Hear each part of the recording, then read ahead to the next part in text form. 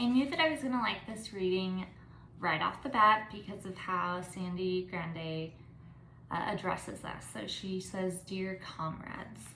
And at first this takes me aback because when I hear comrade, I think socialism, communism, but in negative ways just because of conditioning throughout my life. But here, she really means it as somebody who is a soldier alongside you. And that made me feel really, really ready to listen to what she had to say. So I really liked this first little paragraph when she says, "I write with the sense that this is a time when teachers, schools, and the democratic project itself are under siege from the forces of empire. I am taken by the sheer weight of the years that have passed since 9/11. Like dog years in the life of the nation, it's as if we've endured 7 years worth of trials and tribulations for every one that has passed." Now, this was written in 2017. It was published at least in 2017. And I'd be curious to read her take on what's going on right now. I'm sure that she's had plenty to write and plenty to say, and I just haven't read it yet. But it feels like at this point it's more than dog years. I almost laughed and thought it's like hamster years, where 1 year is more like 50. It's really felt that way, just not only with the start of COVID, but just everything is been kind of crazy here. So I was really receptive to what she had to say just because of how she opened up her writing. So I really appreciated that. This was, I think, my favorite reading that we've had so far, possibly because it was a little more digestible, but also it just felt fiery. And as a woman reading from a woman, when we've been reading a lot of male authors and a lot of white male authors, I was just excited to hear her perspective. And yeah, again, it just felt fiery, and I thought it was really fun to read, and I just think she's brilliant. So I'll get to that more. I really appreciated Sandy Grande's focus on colonization and colonialism with this paper. I think that centering colonization is the thing that needs to be talked about in education right now. So I was really excited to start reading what she had to say because it's some of the stuff that I've kind of been thinking about myself, but haven't read anything scholarly on it. So I just really enjoyed this. So she described Red Pedagogy as decentering capitalism as the central struggle concept, replacing it with the broader construct of colonization. So what we've been reading in the past 4 weeks now have mostly been centering capitalism as that center struggle concept. So she wants to talk about colonization. I also think that's a huge direction that we need to shift into. So I loved the line where she starts talking about Indigenous and non-Indigenous scholars and their encountering with one another. So she says, where Indigenous and non-Indigenous scholars encounter one another, working to remember, redefine, and reverse the devastation of the original colonialist encounter. So I know a lot of white people that get very uncomfortable with this concept of participating in colonialism because, as a white person, it's easy to say, well, I've only been alive for 30 years. I was not there for that. I did not make those choices.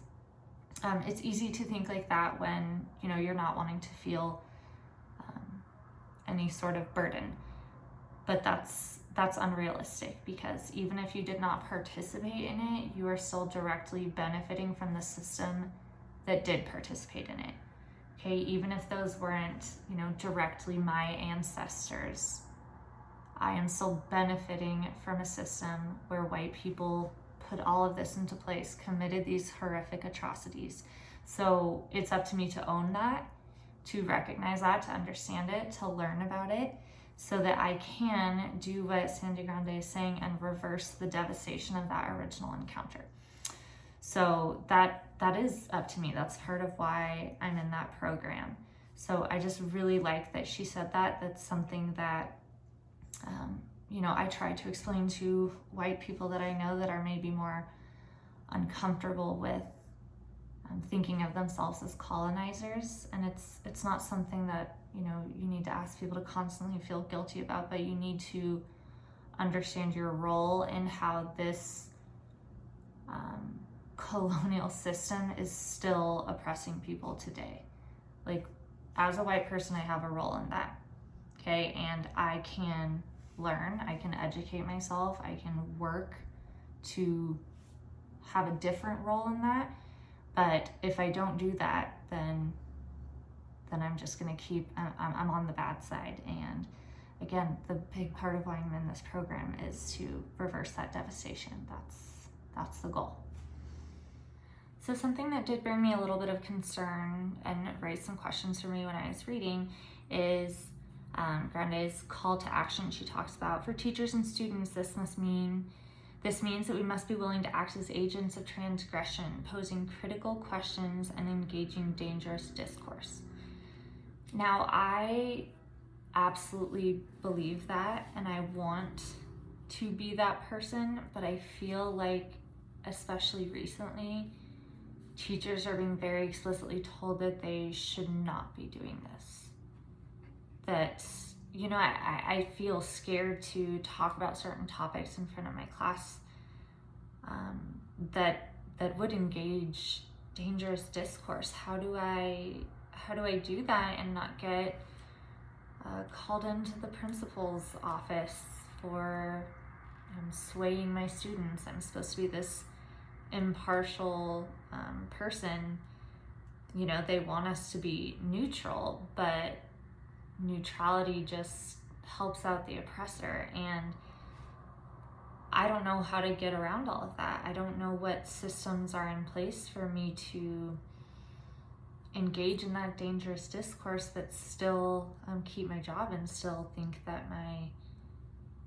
still have my students thinking that I am a safe space, but then also that they're not going home and telling their parents that I'm putting all this stuff into their brain. It's scary right now. So while I wholly believe that this should be my role, right now as a teacher in this country, is it possible for us to have that role and still keep our jobs? I don't know. If you're listening to this and you have similar fears, let's talk about it, because it's something that really does make me incredibly nervous. So yeah, I would love to hear more about what people think like our role is in all of this, and kind of what we can get away with as teachers, because there's a lot more that I wish that I could get away with. And but I do know that there are some lines that my administration would draw pretty hard, so it's concerning. I also think it's really worth noting, because the more that I'm going through and kind of rereading things, I'm realizing how much I was a child during a lot of what Grande talks about. So I was 10 years old on 9/11. During Hurricane Katrina, I had visited New Orleans the year before Hurricane Katrina. I was not aware of all of these issues. So, as I was talking about earlier, about how crazy these past few years have been, I was kind of thinking maybe it truly has been crazy, since 9/11, and probably before that. I'm just going off of what she was writing, but that I just was not socially aware of all of that. And I would really now like to talk to some teachers who have been teaching from that time now, and see kind of how they are comparing those time points in their career, because I was young and I wasn't thinking critically about any of the stuff that was going on during those times, but just as she looks at those degrees of separation and how intricate everything was, I just realized I hadn't really thought about the awful things that took place after Hurricane Katrina. I thought Hurricane Katrina, that's awful, but then the way that our country, our government handled it, I never really knew about that. I mean, as a kid, it wouldn't really have directly affected me, and as an adult, I'm not sure why I haven't learned about it until now. So I'm really glad that now I'm learning about it, but I just thought it was interesting how I had earlier said that these past few years have been crazy, but maybe it's just been nonstop difficult for who knows how long. So when I was reading through the bullet points for what Sandy Grande says Red Pedagogy is, I got to the last one. She said, Red Pedagogy is grounded in hope. This is, however, not the future-centered hope of the Western imagination, but rather a hope that lives in contingency with the past, one that trusts the beliefs and understandings of our ancestors, the power of traditional knowledge, and the possibilities of new understandings. So this, when I read this, I jumped out of my room downstairs and I went and grabbed Braiding Sweetgrass. This is a book by Robin Wall Kimmerer, and she's an Indigenous woman. She's a botanist, really a brilliant woman. I highly recommend reading this book if you have not. So she tells a little story about how she asks a bunch of her students to rate their knowledge of positive interactions between people and land. And most of them said that there was none. So she says, I was stunned. How is it possible that in 20 years of education, they cannot think of any beneficial relationships between people and the environment? Perhaps the negative examples they see every day, brown fields, factory farms, suburban sprawls, truncated their ability to see some good between humans and the earth. As the land becomes impoverished, so too does the scope of their vision. When we talked about this after class, I realized that they could not even imagine what beneficial relationships between their species and others might look like. How can we begin to move toward ecological and cultural sustainability if we cannot even imagine what that path feels like? If we can't imagine the generosity of geese? So those just struck me. I really want to incorporate some readings from Braiding Sweetgrass into our unit on ecology this year, because I really think, and I wrote about this in one of the things for our modules, that centering Indigenous knowledge in ecology especially should be the thing that we're all doing. Like, Indigenous people know how to manage this land. Colonizers came in and just about destroyed it. So that just, I don't know, it just kind of struck me. They just reminded me of each other, talking about like a different kind of hope, but also talking about the power of traditional knowledge, possibilities of new understandings. I love that. So I was really glad that kind of triggered me to think about Braiding Sweetgrass, because it reminds me that I do want to bring this into my students' worlds a little bit more. So yeah. So overall, I really enjoyed this week's reading. I thought it was awesome that we got to hear from an Indigenous woman and her perspective, especially on education. I thought she wrote really, really well. Definitely was not super dense, but it was still incredibly thought-provoking. So no shade to anyone else that we have been reading, but it still took me about the same amount of time to get through her reading, because I was stopping and really interlacing my own thoughts and experiences into what I was reading about. So rather than kind of having to sift through what she meant, I was able to kind of sift through how I felt about what she meant. And that was fun, and that's the kind of reading that I enjoy doing, and that's where I find a lot of talent in a writer, is somebody that can reach an audience but also really make them think. A couple last little things. I did really love how she talked about the Kentucky Derby. I am pretty hardcore vegan. I am all for liberation of any sentient being on this planet.